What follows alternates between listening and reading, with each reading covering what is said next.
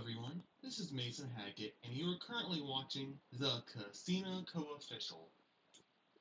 And today, we're going to be reading Just a Story, Chapter 6, The First Mission, and Chapter 7, The Auction, by yours truly, Mason Charles Haggett.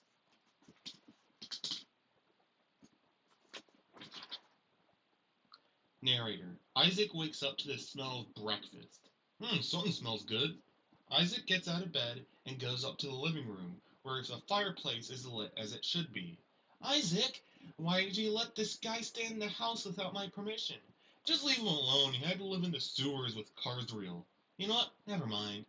Man, these eggs are good, that's for sure. Can I have some? Of course you can. Narrator: Isaac sits down at the table and Charlotte serves him up some breakfast, and then she sits down with her breakfast. So Ethan, how'd you sleep? I slept wonderfully. The couch was amazing. That's good. Rough, hi. Good morning, Brownie. Charlotte thinks Brownie is going to sit on her lap, but instead he sits on Isaac's lap. Does doggy want a bone? Brownie: Rough, yes. Isaac summons a bone and gives it to Brownie. Can I pet him? Yeah, sure. Oh, Ethan, can you do me a favor? What may that be? Can you take care of Brownie for me today? Because Isaac and I have some important business to attend to today.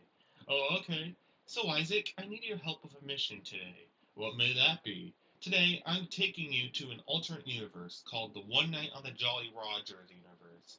Oh, finally, taking me to an alternate universe. So, what's the mission? We need to find a robot named Tom and deactivate him. But why? The mission was sent straight from the Puppet Master, and whenever he doesn't have use for a code, then it's my job to either erase it or contain it. But sometimes I need help, which is where you come in. Did you understand anything she said? Ethan S. Nope, not one bit.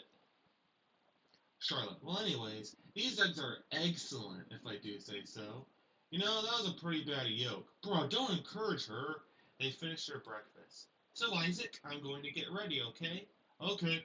Oh, and I recommend you change your clothes because you're beginning to stink. Hey, how do you know it's not? How do you know that's not Ethan? He literally has been living in the sewers the last couple days. No, before I went to bed last night, I took a shower. Oh, so it is me. Yeah, maybe you should take a bath too. Not a bad idea. Alright, see you later. See you in a little bit.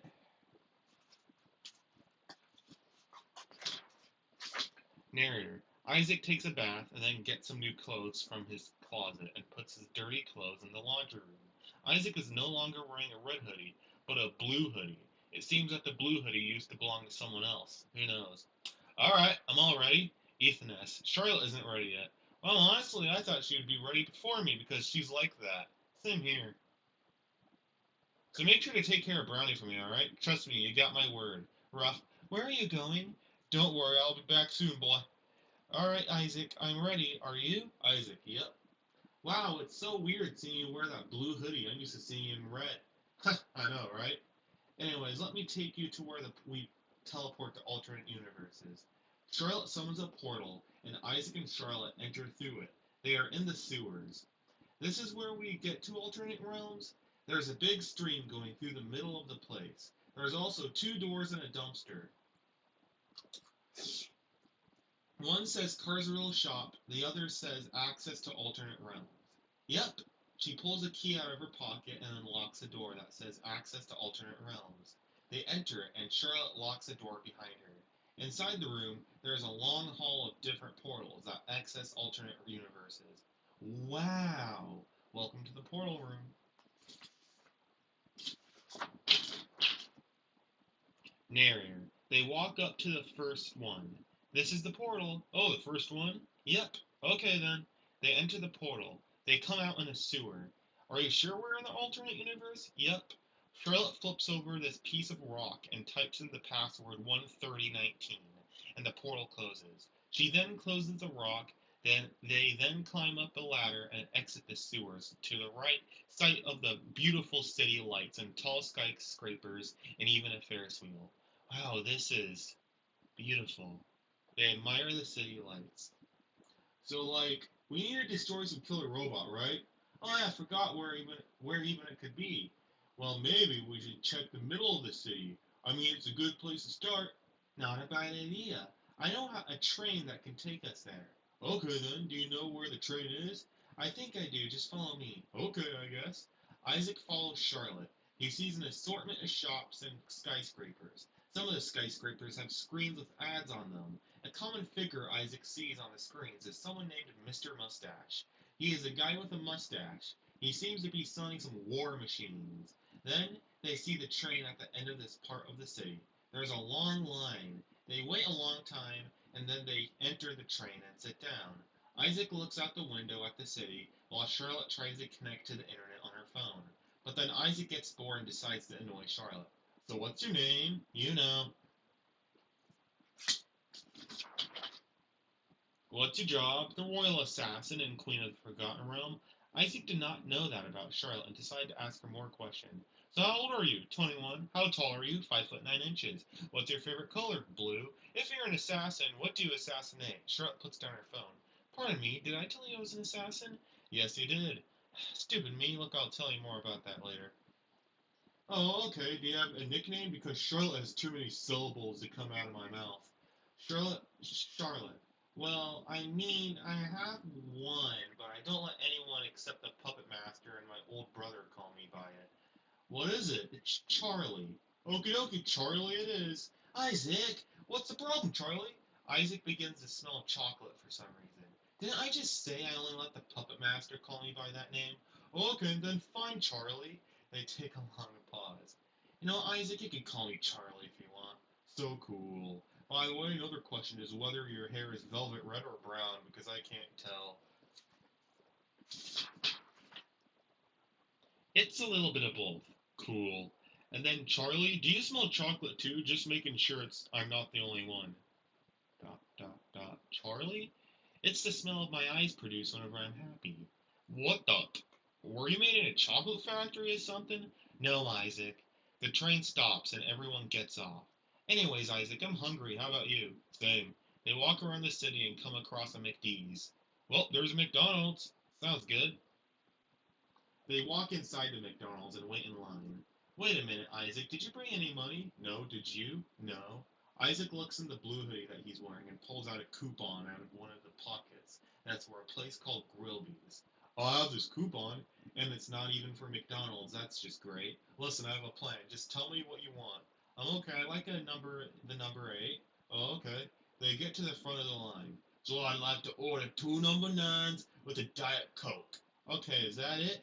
Yep.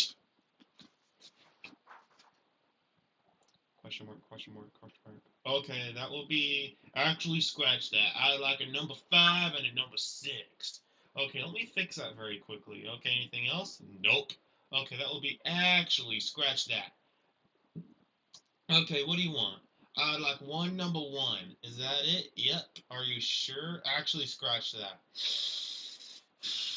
Okay, what would you like to order, sir? The name is Isaac. Just wanted to tell you so you won't have to call me sir. Okay, Isaac. And when I was a young lad, I had a dog, and his name was Shep.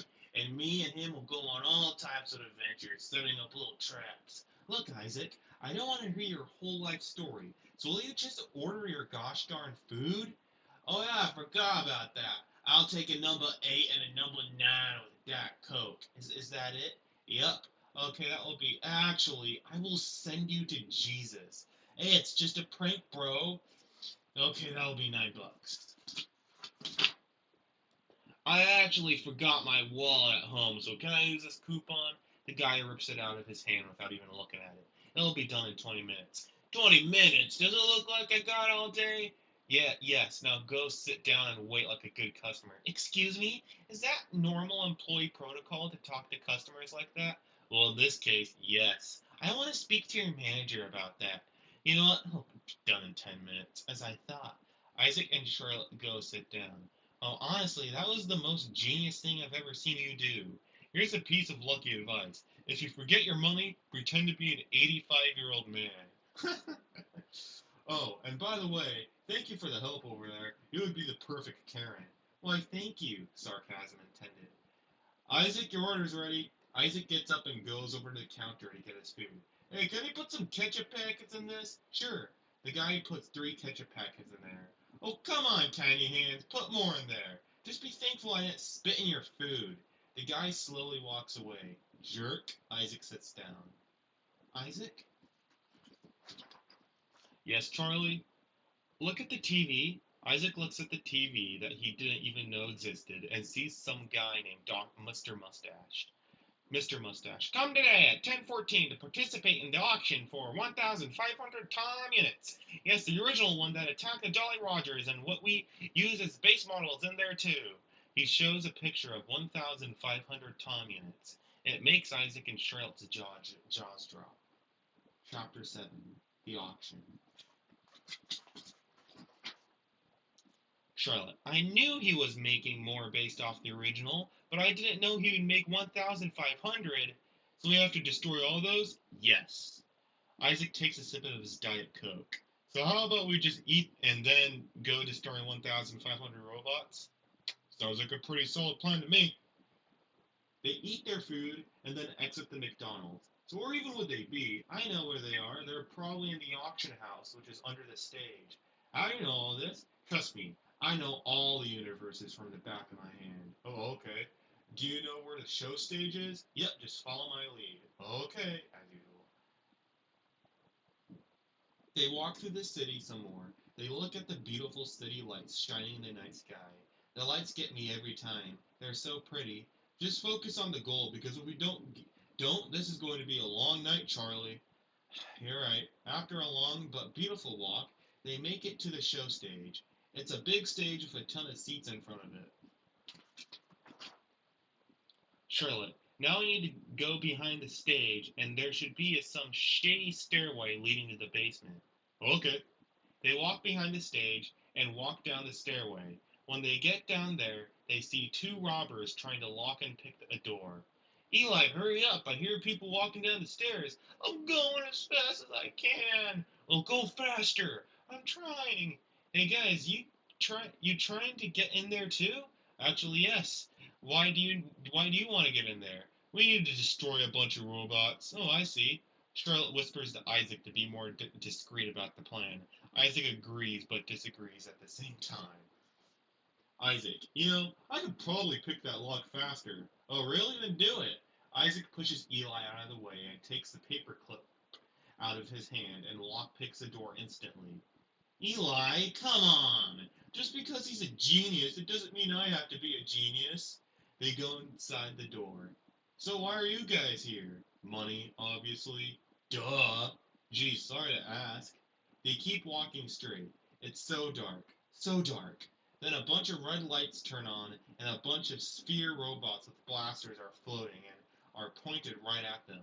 Then the actual lights turn on. They're in a big empty metal room, and I mean big. They guess it's for storing auction prizes. Mr. Mustache. Ah, if it isn't you, Charlotte, tell me, are you here for another assassination attempt on my life?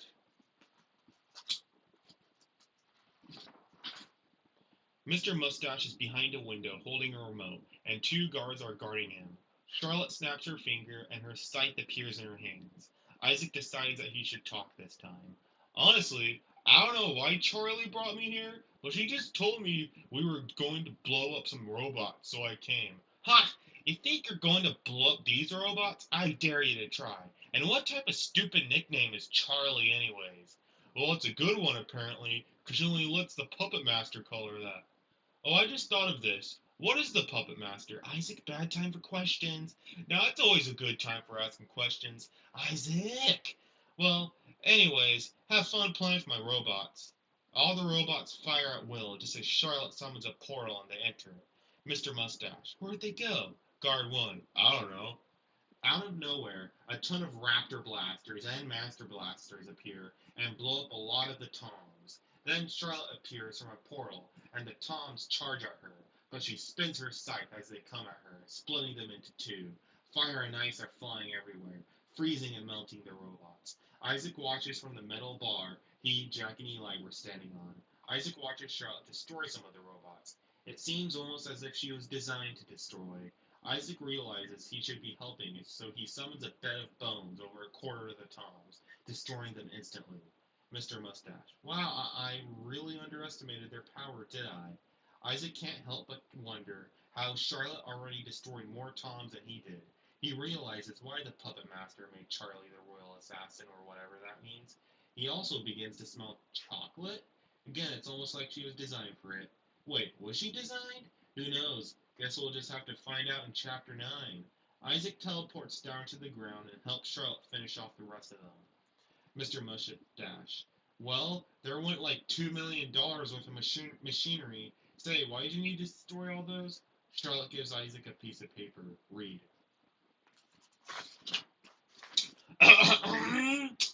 So basically, it says that Tom is a dangerous machine and his duplicate can end the world. Blah blah blah. The puppet master does not want any remnant of the aliens that came before left on this planet. Blah blah blah blah blah. Well, honestly, this piece of paper explained it better to me than Charlie did. Well, I mean, I still have the remote, so I can just make more. After all, I have a whole factory. Oh no, you don't. Charlotte fires a fireball from her hand at the window and burns a hole through the controller. Oh no, you just broke the controller. And what's the problem with that? Meanwhile, Jack and Eli are still shaking out of fear on top of the metal bar. It means I can't control them anymore. And it's not like they don't have their own consciousness. Yeah, if they designed it that way, that'd be pretty stupid. Well, that's the point. They do. Well, good thing we destroyed them all, right? Well, rest in peace to the city. I'm out of here. Mr. Mustache and the guards leave and probably fly away in their awesome helicopter. What does he mean to rest in peace in the city? Then they hear a loud sound underneath them as a giant suction cup comes out of the ground connected to a leg, and three more come out. The ground begins to break under them. Isaac quickly grabs Charlotte's hand and teleports on top of the metal bar and grabs Jack and Eli and teleports them in front of the show stage. Guy, man, what's taking so long? Is the auction going to begin? Then a giant laser comes out of the show stage, and a sphere-shaped robot comes out made out of the programming of the original Tom. It has four spider legs with suction cups at the end of each one. It's about half the size of a skyscraper.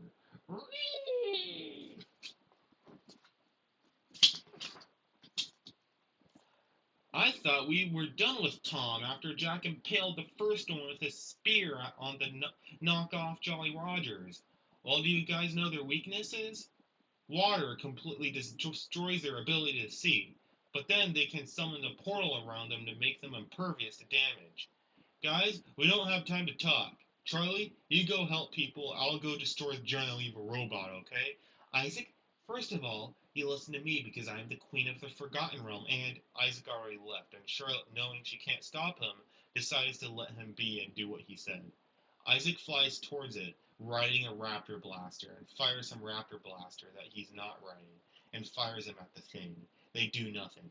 They just throw Tom into a building. He doesn't even have a scratch on the blow. Then the giant robot charges at Isaac and tries to smack him into a building, but Isaac just teleports out of the way of the robot and just ends up hurting its leg on a building. Isaac uses his signature trait and analyzes his opponent to see where its weaknesses are. He sees that the legs are weaker than the rest of the body. He summons a bed of bones under Megaton, but he just jumps onto a skyscraper and begins climbing from skyscraper to skyscraper like a giant creepy spider. Isaac can hear people screaming all over the place. He sees the cops helping as many people as they can. Man, I wonder where the overgrown spider knockoff can be. He looks through the beautiful city for the robot. He can't seem to find it anywhere. Then he sees it crawl across a building and quickly fires it at it, but it moves too fast. And instead, Isaac blasts a hole through the middle of the skyscraper. Dang it, where is it now? It's right behind me, isn't it? Megatom jumps off the top of a building at Isaac, and Isaac summons 20 raptor blasters pointed at its underside, blasting it into the air onto its back. It quickly gets back on its legs. What are you going to do now, huh? Pounds chest like a gorilla. Megatom fires his two lasers from the two guns on his underbelly and combines the lasers into one. Isaac summons 50 raptor blasters and combines them into one beam as well. The two beams collide. Isaac's beam eventually overpowers Megatom's beam and sends him flying into 5 buildings, making them fall on Megatom. Megaton gets up with a relative ease, however. Huh, I see you still have some fight in you. Well then, come at me, bro. Megaton charges at Isaac, but Isaac summons a small bit of bones in a straight line in front of Megaton, making him trip. Little did Isaac know there was a family underneath Megaton, and when he tripped, he almost killed them. But Charlotte came, and all of a sudden, her heart-shaped soul lights up, and a force field appears above her, and the family making the force field take all the impact. Whew, that was a close one. Anyways, I'm starting to get tired, so you better stop before you see my special attack. And I bet you don't want to see that, right? So you kind of better stop now. The robot charges at Isaac, and Isaac summons some bones and fires them at the robot's legs. It loosens the screw a little bit, but that's it. Alright, after this attack, I'm going to show you my special attack. Isaac summons his biggest raptor blaster and fires it at Megaton. It sends him flying, but he still gets back up. Alright, time for my special attack. I call it emotional damage. Hurry! Why are you round? Was the moon your dad or something? It starts running faster towards Isaac. If that's true, then you're pretty stupid because the moon has an IQ of -0, and that number was just invented for you. Megaton grabs Isaac off his raptor blaster and slams him against a building, and then charges up his other arm so he can smack Isaac. Geez, if the moon was your dad, then who was Mars your mom? Because you're quite ugly. It charges its arm up even more, getting ready for an ultimate smack. You're both ugly and stupid. You know what that means? You're a failure. It continues to charge up its punch, but then dies of emotional damage. It falls over, making the ground shake. Isaac falls from the skyscrapers, but somehow survives. Guess we'll have to see what happens in the next chapter. All rights reserved to Casino Co.